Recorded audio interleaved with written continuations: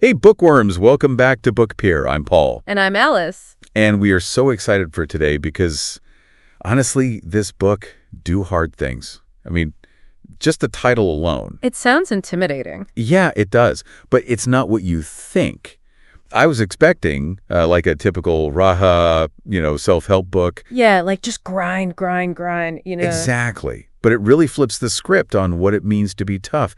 Don't forget to hit that like button and subscribe to the channel so you don't miss any future episodes. Yeah, and leave a comment below because this one is really thought-provoking. It kind of dives into why that grit your teeth, push through the pain mentality that a lot of us have been taught like our whole lives might actually be doing more harm than good.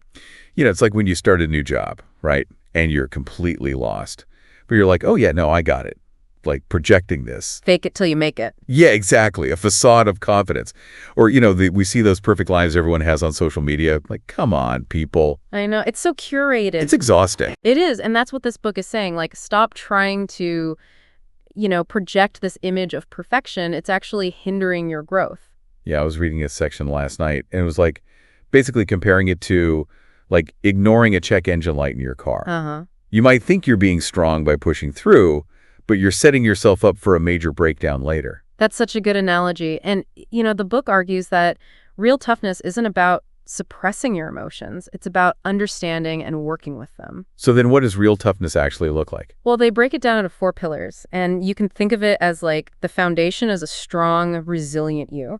And the first pillar is all about authenticity. Okay. And that's really about, ditching that facade, embracing who you truly are. Flaws and all. Flaws and all, like all of it. And instead of chasing goals just to impress others, figure out what truly matters to you. What makes you excited to get out of bed in the morning. Let those passions guide you. I love that. Stop trying to live someone else's highlight reel and write your own story. Right. What about the second pillar? What comes next in building this real toughness? So pillar number 2 might surprise you. It's all about awareness. Specifically, paying attention to your body's signals. Those people who can, handle crazy amounts of pain? Yeah, those superhuman people. Right. Well, they're not superhuman. They've just learned to tune in to their bodies in a way that, most of us haven't. Our bodies are constantly sending us signals, aches, pains, that nervous flutter in your stomach. Learning to decode these signals, it's a game changer. So you're saying by simply paying attention to my body, I can actually become more comfortable with discomfort. That sounds kind of crazy. Yeah, it's not about eliminating discomfort, but it's about understanding where it's coming from and what it's trying to tell you. If you ignore your body's signals, you're missing out on crucial information. So it's like your body is trying to communicate with you. Exactly. Wow. Okay, before we get too deep into this, be sure to hit that like button and subscribe to Book Peer for more insights like this. Awesome. Now, the third pillar is where things get really practical. It's all about logic and thoughtful action. We all have those moments where we react impulsively to stress, like, road rage. Or... Oh, yeah, like sending an angry email and you're like, ugh. Oh, I've done that so many times. But this pillar is about creating space between the stimulus and your response. So instead of, firing off that email, you learn to pause, choose a more constructive approach. So instead of letting my emotions hijack my actions, I can actually train myself to respond with more intention. I like that. What are some ways to put that into practice? The book talks about mindfulness and meditation as powerful tools for developing this skill. They really help train your brain to observe your thoughts and emotions without immediately reacting to them. Even something as simple as taking a few deep breaths before responding in a stressful situation can make a huge difference. Great takeaway. Something anyone can start doing right now. Okay, we have one pillar left. What's the final piece of this real toughness puzzle?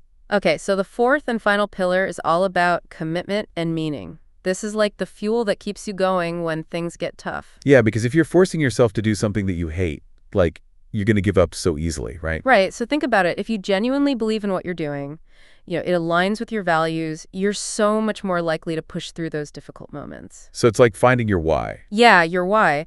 And the book emphasizes everyone faces tough times. It's part of being human. Right. But when your actions are guided by your values, you have a compass. It helps you navigate those challenges with more resilience. It all makes sense, but how do we actually put this real toughness into practice?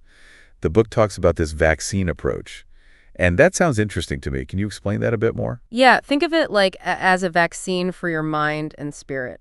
Just like a vaccine exposes you to a small dose of a virus to build immunity, this approach involves gradually exposing yourself to increasingly difficult challenges. So like baby steps. Yeah, baby steps. It's not about throwing yourself in the deep end right away, but rather taking small, manageable steps outside of your comfort zone. So it's like building up our toughness muscles over time.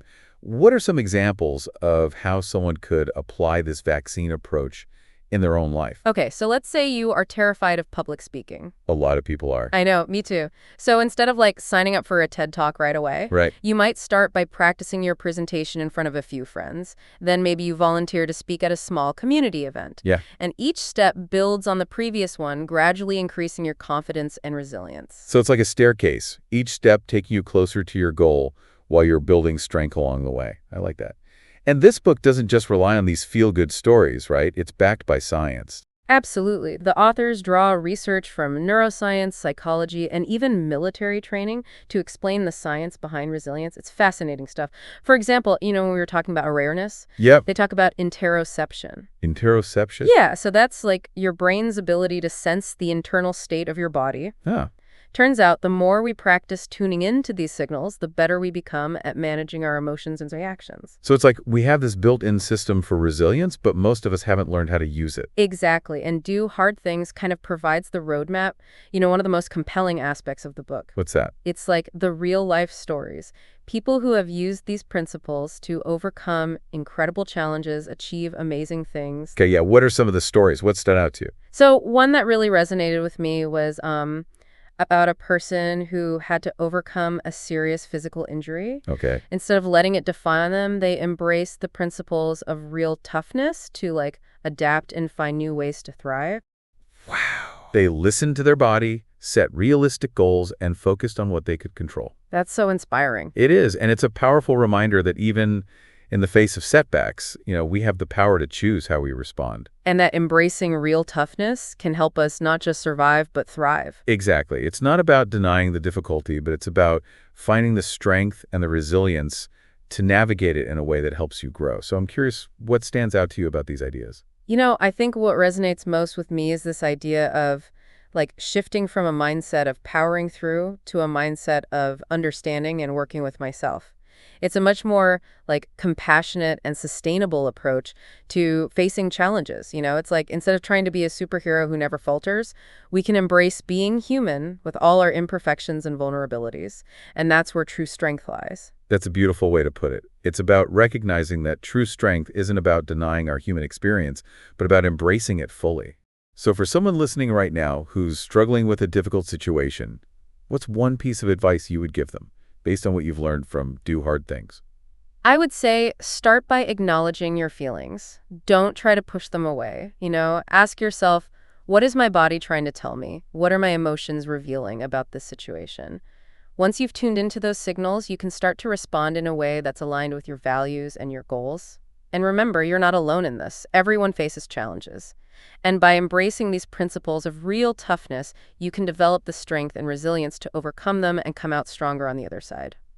If you are finding this discussion helpful, don't forget to give this episode a like and subscribe to Book Peer for more insightful conversations about books that can change your life. Such great advice. We all need that reminder sometimes. And speaking of reminders, don't forget to leave a comment below. Let us know what hard thing you're currently facing and how you can apply these principles of real toughness to navigate it. Yeah, we'd love to hear from you. Absolutely. We love hearing from you guys. Do Hard Things is, honestly, it's packed with practical tips and inspiring stories. And the research is it's really eye-opening. It's a book that will stay with you long after you finish reading it. So if you're ready to ditch that old model of toughness and embrace a more sustainable and effective approach to overcoming challenges, this book is for you. We highly recommend checking it out. And with that, we've reached the end of our discussion on Do Hard Things. We hope you found it valuable and inspiring, but before we sign off, we want to leave you with a thought-provoking question to ponder. What's one area of your life where you could benefit from embracing real toughness instead of that old, outdated model? What's holding you back from stepping into your full potential? That's a good one. It's a question we should all be asking ourselves. And we really want to hear your thoughts on this. So share your answers, your aha moments, anything that resonated with you in the comments below. We love connecting with you all. Absolutely. Your insights and experiences are so valuable to this conversation.